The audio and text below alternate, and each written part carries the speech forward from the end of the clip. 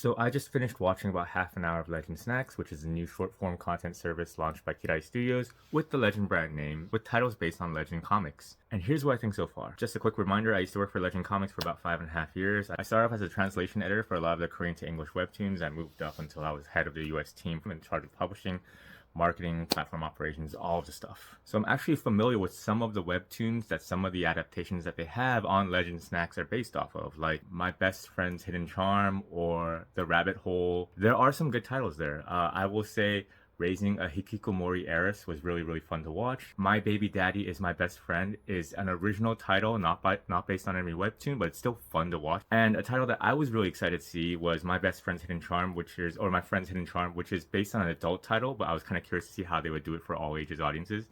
And I would say it's the most cartoony, kind of webtoony looking title that I saw on the service. It felt like every single episode was edited down from a full-length K-drama episode, which made me wish that they had just done a full-length K-drama of it instead. Now, on the other side of things, there's like a mess of titles that I would not recommend watching. The Rabbit Hole is really slow. It's really bad when you feel like you're not getting the most out of each episode, and you really do have to pay for the next one to get the next little tidbit of story. With webtoons, they're really trying to tell you episodic content. They're trying to give you a full episode, which is essentially supposed to be like a full episode of a TV show.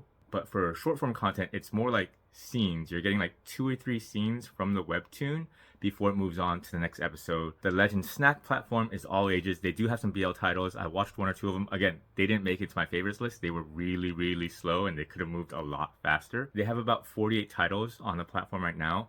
10 of those are originals.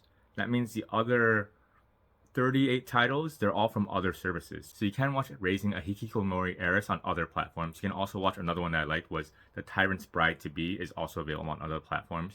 Again, on the bright side, Lezhin Snack is really positioned in a great place because it's at the intersection of Korean webtoon content and also Korean drama content. So you have both these areas that people are very interested in colliding, but people might not think it's worth the money considering each episode is about 30 cents and there's about 40 to 50 episodes for each title. But if you don't want to pay per episode, you can always go for the subscription. And this is where we run into the biggest problem that I saw with the service. 36,000 won. That is approximately 25 US dollars. That makes Lezhin Snack the most expensive streaming platform in the US market currently, compared to Netflix, which has, I don't know, like 15,000 plus, and then Disney Plus, which has 9,000 plus. You can just get both of those subscriptions cheaper than it costs for Lezhin Snack. Who knows what might happen in the future? There's nothing that I can say for certain about Lezhin Snack.